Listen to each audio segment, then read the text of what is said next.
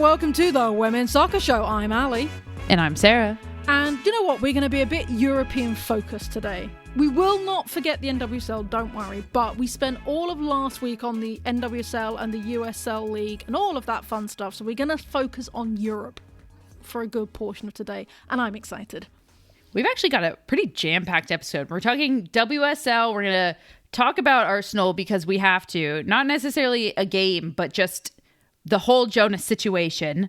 We're going to compare that to Manchester United. We're going to hit Champions League, do some previews because those games are happening Wednesday and Thursday. That is today and tomorrow if you are listening to this podcast on Wednesday when it drops. And then after we go around the world, we're going to come full circle back to the NWSL. We've actually got a lot of topics within the NWSL. We're going to talk about what's going on with the San Diego Wave and the lawsuit.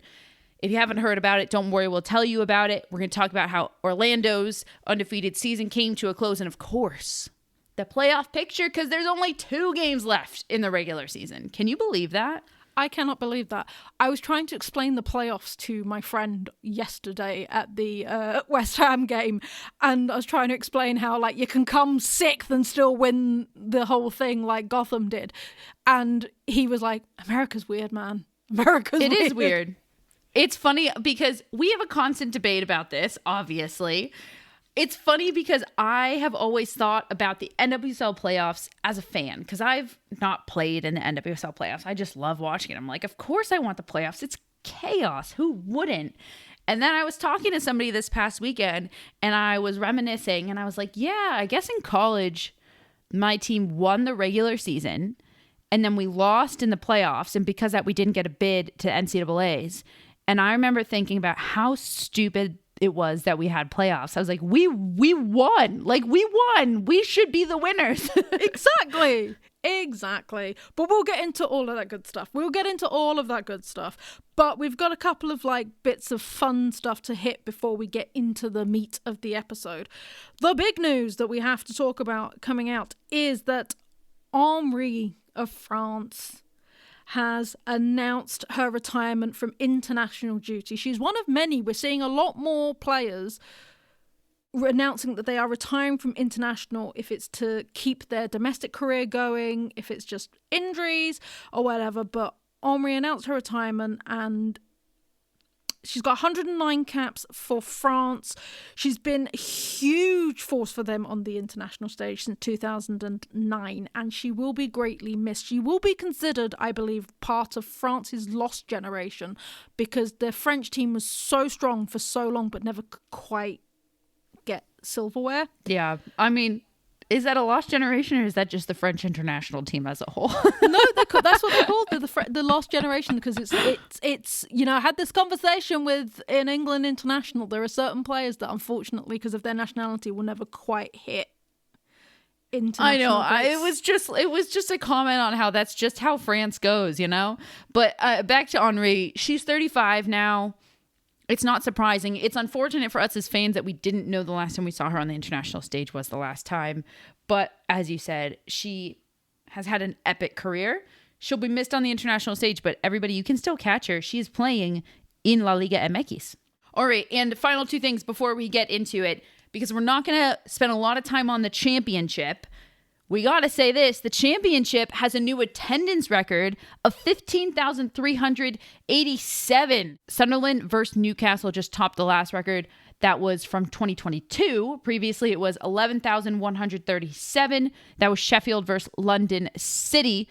And now, I mean, who's surprised? We've already, of course, seen the increased investment in the championship. The fact that they're looped in through Newco, they're kind of like together with the WSL when it comes to media deals. That helps. They're just getting more light, more press, and it's not surprising that it's growing and the attendance is growing. And I mean, speaking of, WSL viewing figures have also grown. They more than tripled this year since switching to YouTube. And listen, I know YouTube's controversial. You may love it, you may hate it, but the numbers tripled. And that's something. I'm just laughing in English because clearly Sarah doesn't know the geography of the UK. So the reason there was a massive attendance, yes, all of the reasons you said, but also it was a derby, and it is a okay, but and it's a much, come on, no, then. No, listen. No, I'm saying this is a good thing. This is the power of a derby, because there is such a rivalry in the men's game between Sunderland and Newcastle, and to bring that forward to the women's game is a massive positive thing. I was waiting for you to stop so I could bring that in. I agree, but give me credit that what I said is also true. I did give you credit for everything. I said, as well as all what you said. I will admit that I did not know that was a derby. So I'm adding to it by saying we're seeing that you can bring that rivalry into the women's game in a positive way of like, yes, this is a rivalry for us in the men's game, so let's go support our women against our embattered rivals. So yeah, it's a huge thing, and I love bringing that, that element to it. What I will say, though, is I do know that Newcastle women's team has been drawing big numbers over the past year and a half. They've grown significantly. Obviously, we've seen that because they've been rising through the divisions, but that's also part of it, just to add on. So let's head over to the WSL, and we're not going to talk about a game as such, but we're going to talk about a topic because some big things happened over the weekend, and we are re-recording this because something bigger happened after we did this initially. So we're going to talk about Sarah's non-team, apparently, because she doesn't know who Gunnosaurus is. Check our Patreon out to find out why I'm making fun of her for that. I was going to say, if you don't get that reference, you should go join Patreon. If you're on Patreon, you got that reference. So we're going to talk about Arsenal, and we're going to talk about the comparison between Jonas and Mark Skinner over Man United, because all of their fans are still calling for their heads. And it appears that Arsenal have won, because Jonas tendered his resignation. It's been accepted. He is no more at Arsenal. I saw a fantastic tweet which was he just couldn't live without Emma Hayes, so Emma Hayes going meant that he was out of there. There was some graffiti over the weekend right by the club saying Jonas out, and I don't think there's been a manager in the women's game that has inspired such passion. The Jonas out graffiti really tickled me. It's such a men's game sort of thing to do. I can't imagine any other manager involving that much ire that someone's going to go out on a Sunday morning with a spray can. But it seems that losing 2-1 to Chelsea was the death knell for Jonas. So Sarah, was an Arsenal fan, is an Arsenal fan, I'm still not quite sure. I have not abandoned the team. All I was saying is that I've never claimed to be as diehard as somebody who's grown up an Arsenal fan. I would never dare claim that. That's all. But they are still my team. But let's talk about it. Let's talk about why the pressure was so much more on Jonas when you look at his counterpart at Man United, Mark Skinner, who isn't getting the same pressure, it seems, from the media. I know the fans are calling for his head, but there's definitely a disparity. Yeah, it's, first of all, let's just add a little color to this. You mentioned we're re-recording. We recorded yesterday. We were talking about should Jonas be out. I was like, yes, I don't like calling for people's jobs, but I've reached that point. Let's talk about why. So here we sit. I'm in my pajama shirt, woke up to the news, and we're doing it. Look, you mentioned it was the 2-1 against Chelsea. And I don't think it was. Obviously, that was the most recent game. It was the combination of the 5-2 loss at Bayern Munich in the Champions League, and then followed by this weekend's loss to Chelsea in the derby. It's been years and years of the same level of play. And I said this yesterday, and I stand by it again today.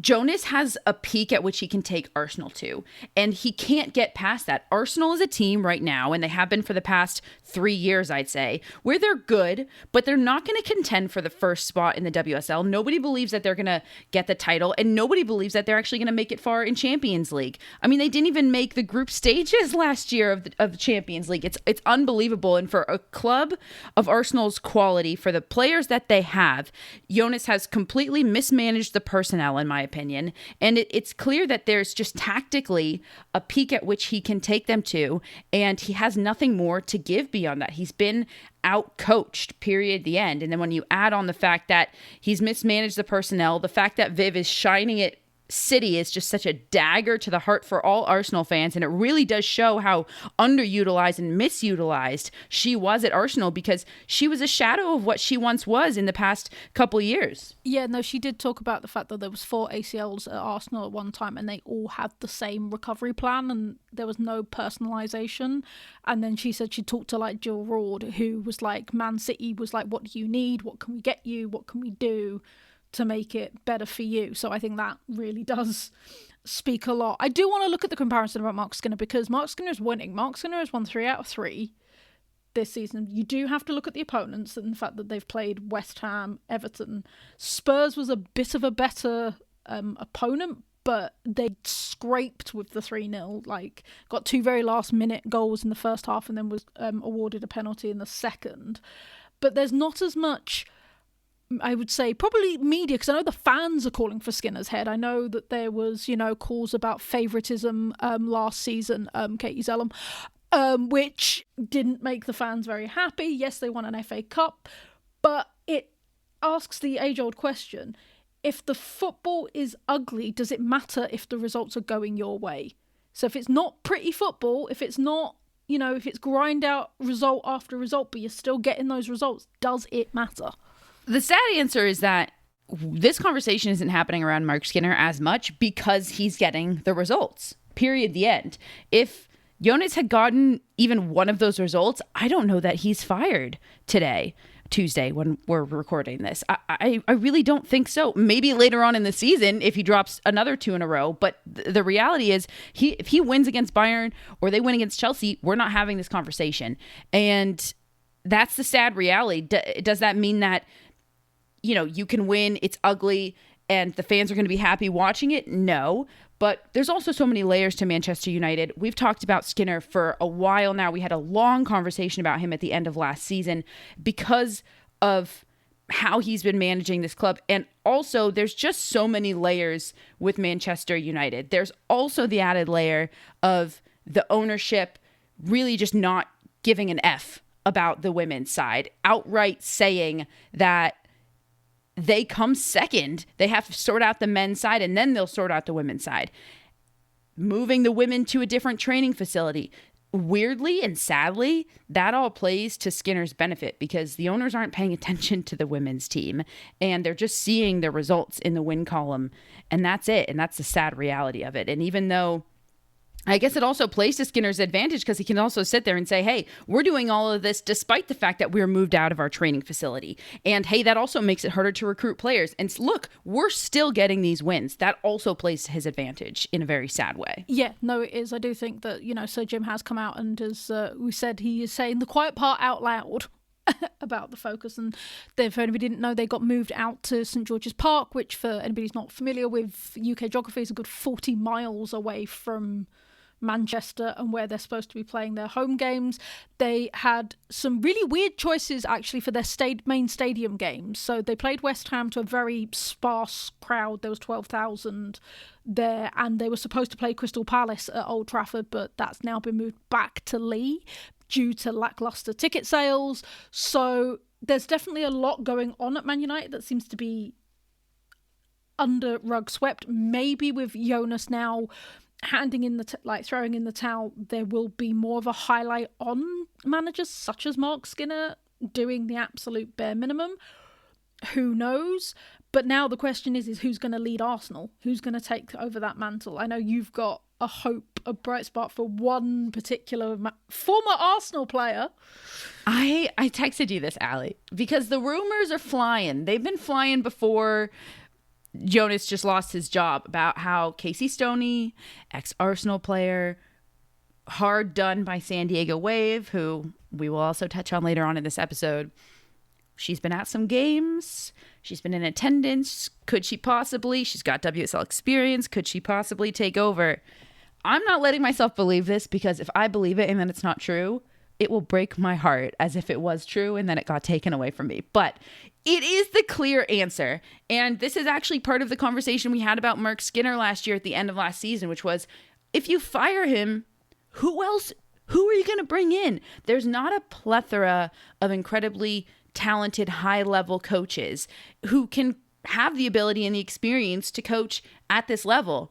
And it just so happens that right now in this exact moment, one of the best ones doesn't have a job. And if you don't give her the job, I have no idea what you are thinking. And if you don't give her the job, I hope United does. I genuinely do, because she deserves to be coaching in either the WSL or a top league. But it just, the shoe fits, doesn't it? Yeah. The other rumour is that now the ex-Arsenal alum, which is Laura Harvey, that's the other one they believe might be going for. So it should be intriguing. It'd be good to see another woman in the league. Wait, you're saying Arsenal also might be considering Laura Harvey? Yes, because she is ex-Arsenal alum. You know, she's not had the greatest season this season in the NWSL. But she was coach of the year last year in the NWSL. But she was coach of the year last year. And like I said, she's got ties to Arsenal. It's not without the realm of possibility. If you were Arsenal, you were sitting, you had that sole decision. You're the owner, you're the GM, you have all the power. And you interview Casey Stoney and you interview Laura Harvey. I'm taking Casey Stoney because she's got current WSL experience. Like, she's been there more recently and knows the structure, knows the game. So I'm taking Casey Stoney. Not that's disrespectful to Laura Harvey. I love Laura Harvey. Yeah, I do feel a little bad because I feel like Laura Harvey has just kind of come in second place on a lot of jobs. I feel like she came in second place for the U.S. Women's National Team job that she felt like she really deserved a look at. She's had an incredible tenure and record in the NWSL. There's no denying it. I think the biggest compliment is that players want to play for her, love to play for her, have only glowing recommendations. And in this climate, that's really saying something. So I do feel bad, but I also would take Casey Stoney for the same reason. She has recent WSL experience. I will say, I do feel bad. I don't want to be like rejoicing in somebody losing their job. I never want somebody to lose their job. I never want to call for that, but it was time. And I think the screams were so loud because it was time a long time ago. Nothing has been changing for long enough, and it's become almost the definition of insanity. And it just had to go. And I think there's a lot of reasons to, again, compare it to United, that United are having trouble with ticket sales. Part of it is the ugly brand of football and the lack of change and involvement of the team. And everybody's sick of watching the same thing, or honestly, the same thing that's gotten a little bit worse week after week. A big part of it is also probably lack of funding, lack of investment in marketing, lack of even trying to get ticket sales out by the organization. So I'll make that the overarching theme. But it's two clubs that are experiencing very similar things in terms of it's just been stagnant on the field. All right, my last question to you, because we failed to close this segment. We failed to get your opinion on this. Was it the right decision to move Jonas out? I think so, because it's more than results. The fact that we're seeing players visibly unhappy after games, we're seeing like there seems to be like a mutiny going on. You're seeing players arguing back with him on the sidelines. We saw it with Katie McCabe. We've seen it with Beth Mead. We're seeing it with key figureheads at Arsenal. He'd lost the dressing room, and that was more important than results and everything else. Is if your players don't respect you and don't want to play for you, then that's it. You're done. So I think it was definitely the right result because the players were done with him. Champions League. The second group games are kicking off this week. As we mentioned, the first games will be Wednesday, so that's when you are listening to this podcast if you listen on the day of release, and Thursday, which is the day after. So we're going to do just a really quick word on each of the matchups to see what are we excited for, because there were some interesting results in the first round of the games. I'm talking Man City beating Barcelona. I was going to say, City Barcelona was pretty wild. You were at it. We actually haven't gotten to talk about it. I know we're supposed to be previewing, but you were at City Barcelona. Let's just do a moment on that. Talk us through it, because I think it stunned everybody that City won 2-0. City are proving that they are for real, and that everybody who picked them to win the league this year as well are probably on the right track. How was it being there? What was the atmosphere like? I know you were sat with the Barcelona fans. It was great. Do you know what? It was great fun. I do think that Barcelona underestimated Man City.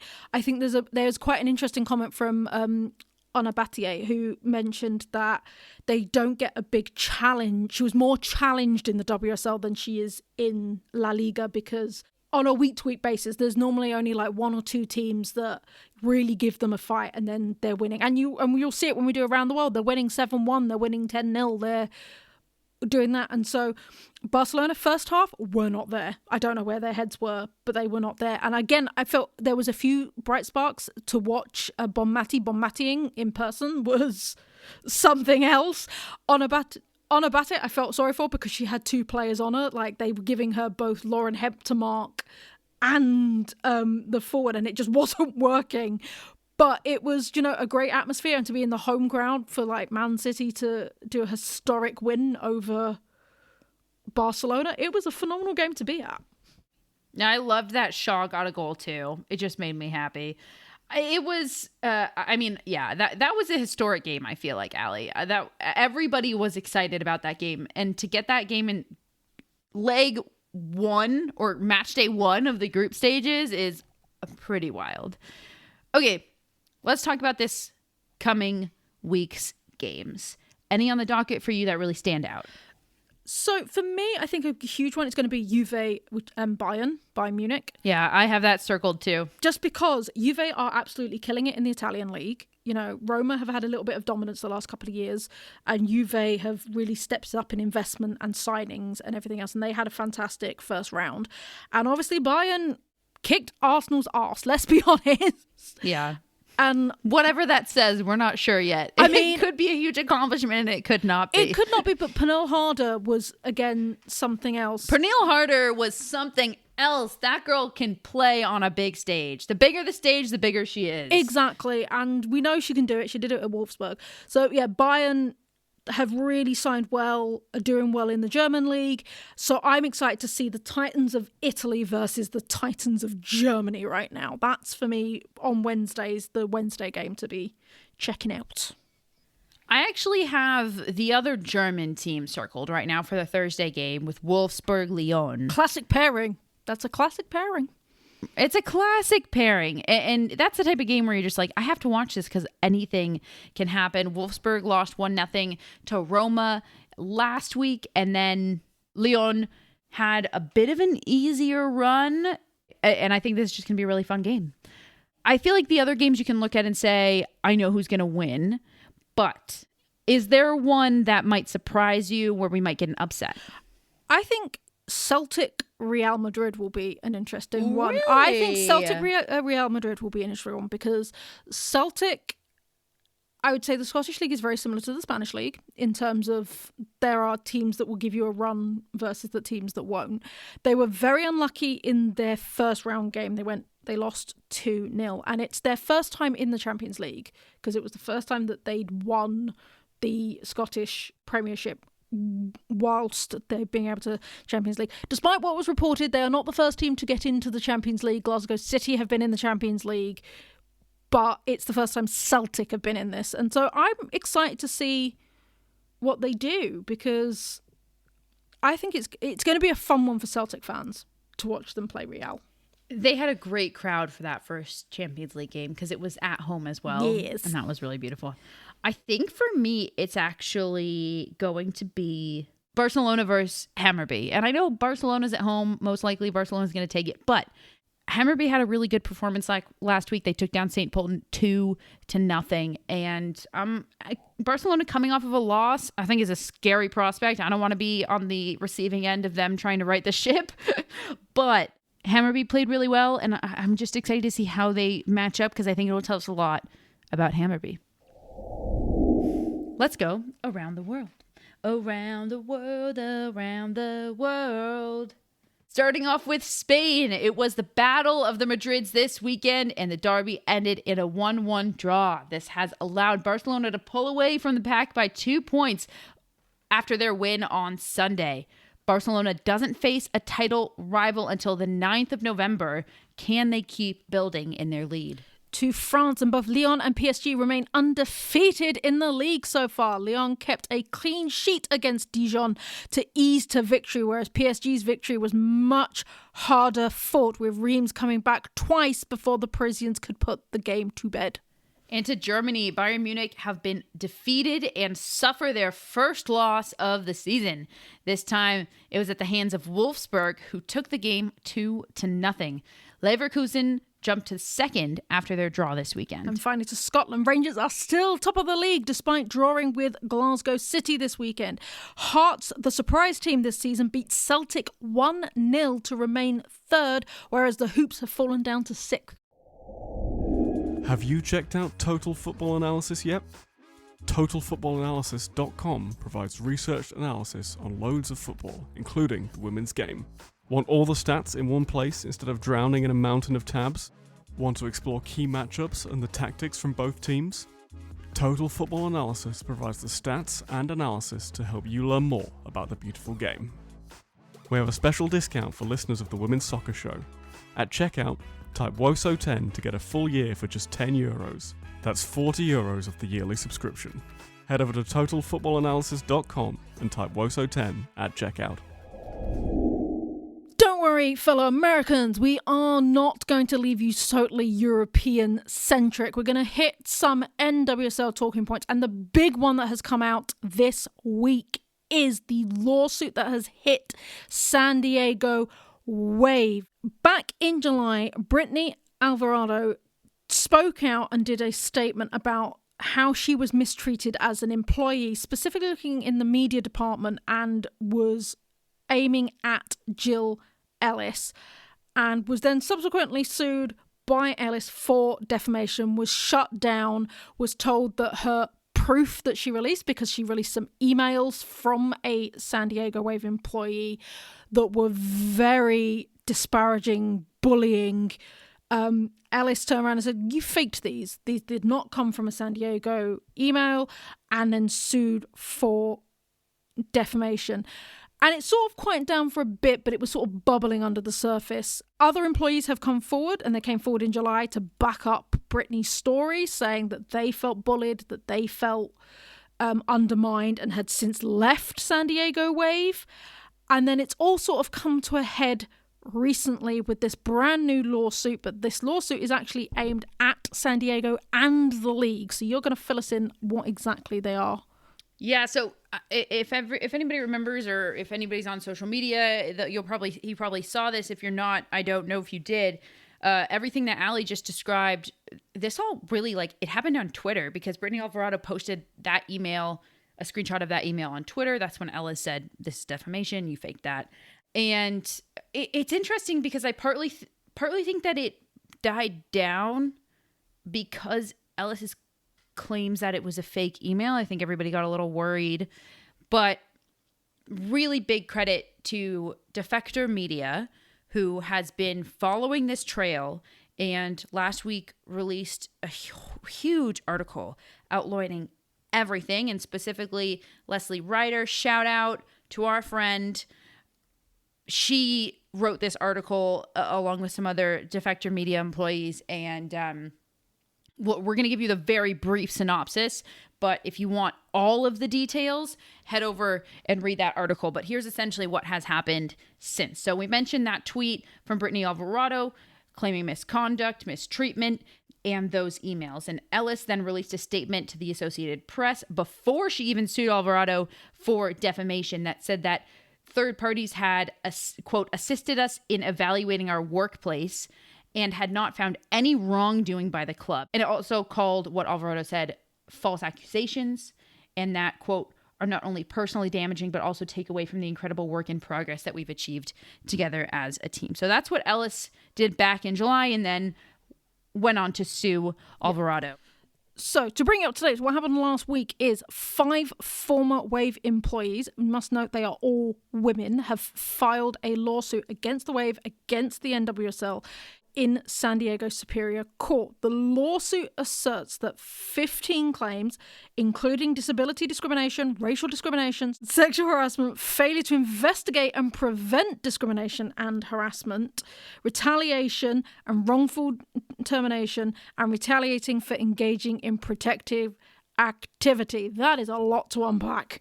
Yeah, the protected activity is freedom of speech. So Brittany had the right to come out and publicly say, hey, I was mistreated as an employee. And essentially the retaliation is Ellis trying to quiet her with that lawsuit. And that would be her trying to essentially impede on freedom of speech. That's what that protected activity is. So the complaint said that the NWSL knew about the problems within the wave dating back to November of 2022 and conducted 2 separate investigations, one in 2023 and one earlier this year in 2024. And the NWSL previously defended its investigations in a statement that basically said that keeping healthy, safe environments are the top priority. You know, insert corporate speak here. We have all of this to back it up, blah, blah, blah. Now, I think it's important at this moment to mention that Jill Ellis was named in the Yates report that came out in 2022. She wasn't named as somebody who should be fired because they engage in sexual misconduct, but she did, according to the Yates report, know about ongoing abuse in the NWSL and did not do anything. She also hired Christy Hawley to perform per diem work for the U.S. Women's National Team. He's one of the coaches that was fired for sexual misconduct, and that came out in the Yates report. So, listen, Jill Ellis's name was already muddy before all of these allegations, and I only think that's important because everybody believed this when Brittany posted this on Twitter, and that's why. So, let's get up to speed with exactly what's going on right now.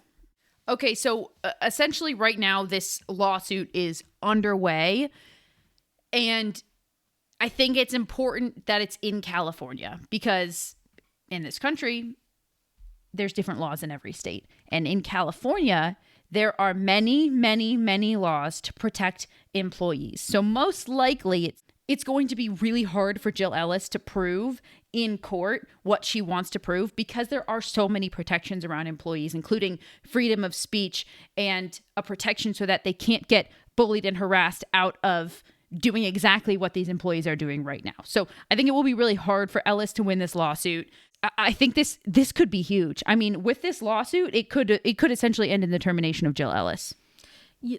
Let's talk about something slightly more uplifting. Let's talk about Orlando. They've been doing so well this season. We've loved talking about them, but sadly, they will not be an invincible season. They suffered their first defeat by losing to Portland 2-1 this weekend. So unfortunately, you didn't prove me right, Orlando, but I won't hold it against you. However, it does feel like this is a positive thing despite the loss.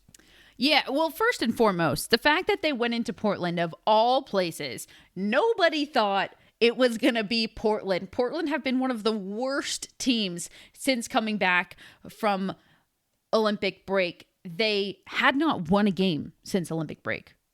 Let that sink in. Portland had not won a game since Olympic break.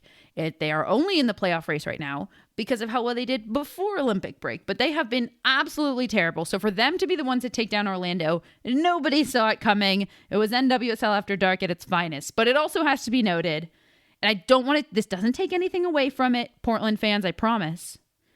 Orlando wasn't playing all of their starters at the beginning of the game. And to me, we can talk about this, Allie, because I think everybody has a different opinion. For me, the moment I saw that lineup, I thought to myself, this is Seb Hines, head coach of Orlando Pride, showing what he values this season with the fact that he is choosing to give rest to some key starters. For me, it says that he cares more about making it to a championship game, essentially the long haul, than completing the undefeated season. I absolutely love that. For me, stats are great. You can run around and say we had an undefeated season.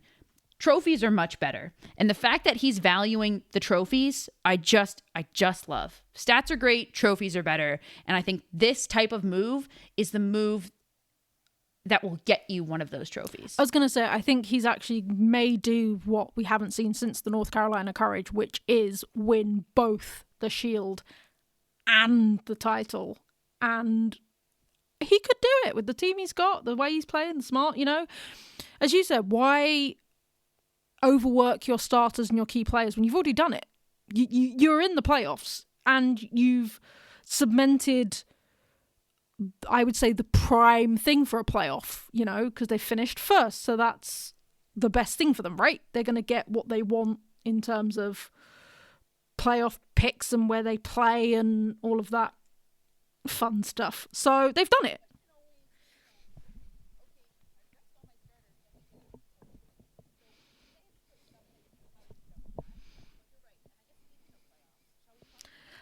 Let's talk the playoff picture. Now, this is my favourite thing to do every year because I like to try and help unconfuse my European brethren who think this is as stupid as I do. Playoffs, how do they work? So, it used to be the top 6 teams. It is now the top 8 teams because the league has expanded. They will then go into a mini tournament of their own. They will then... Do they still get a bye week? They don't, do they? They each play... Okay. You did great. And the only reason, listeners, Allie is getting mixed up is because it's a different structure this year because there's more teams in the league. Last year, there were 6 teams making the playoffs because there were fewer teams. With the added 2 teams this year, 8 teams make the playoffs, which means there are no byes.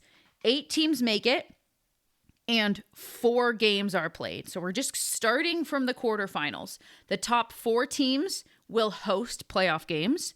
1, 2, 3, 4 seeds, and the 5, 6, 7, 8 seeds will go and play those 1, 2, 3, 4 seeds. We'll have winners. We'll play semifinals. We'll have winners. We'll play the final. And that is it. It is quarters, semis, and a final. And we already have our 4 teams that are hosting. There we go. That's the important information people need to know.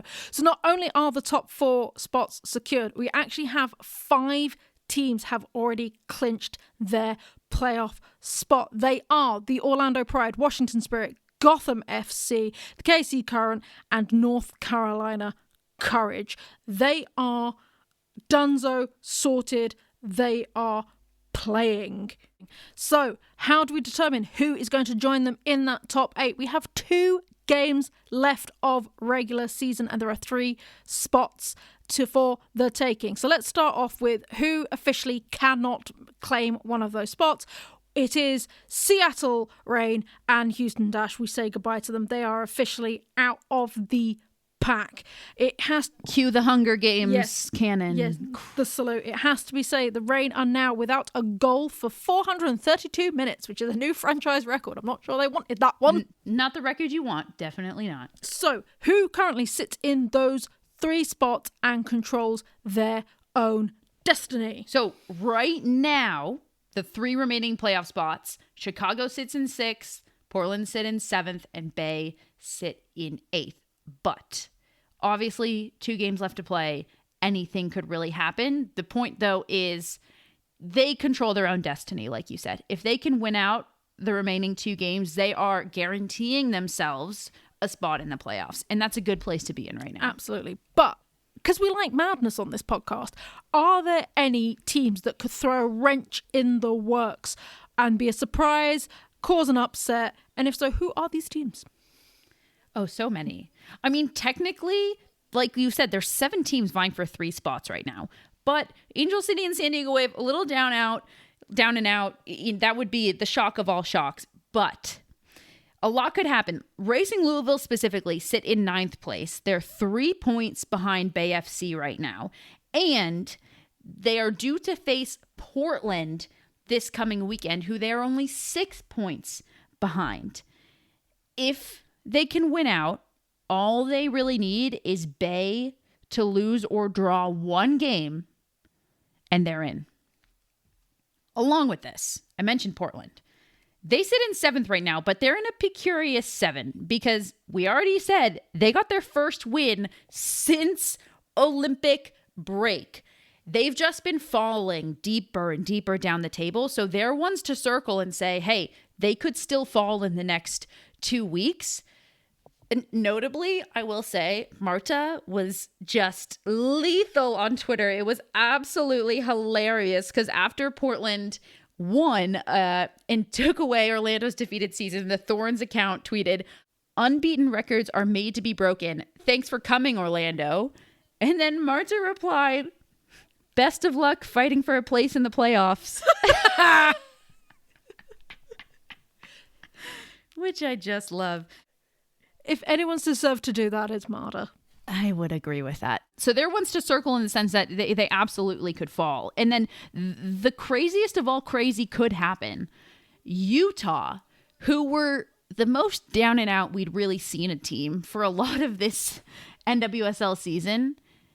Look, they've been climbing. They've been climbing in the last few weeks. They've won 3 out of the last 5. And they sit with 24 points, which is just 1 point behind Racing Louisville, and just 4 points underneath the playoff line. Now, it's madness. They don't control their own destiny, but it could happen. You want it to happen, don't you? Just for the laughs. Just for the chaos of it. I really do. It's unfortunate for me that if that were to happen, it would mean that Bay FC probably isn't in the playoffs. But I still would like to. I just love chaos. Anybody who loves the NWSL loves chaos. Period. The end. Match day 25 kicks off this weekend, so make sure you check out, because there are some amazing lineups, including that rematch between Gotham and Orlando at Gotham. That will be one to circle on your calendars. But yeah, just a reminder that the penultimate game is this weekend for all NWSL teams. And that is it for us here at the Women's Soccer Show. A reminder to head over to our Patreon for extra content. Listen, it's just $3 a month, and you get weekly content from us. And if we miss a week, we make it up in other weeks, we promise. So head over there, patreon.com/TheWoso Show. And you'll also be supporting a podcast that you get for free. So why not? All right. And that's it for us here at the Women's Soccer Show. I've been Sarah. And I've been Allie. Thanks, everybody. Good night.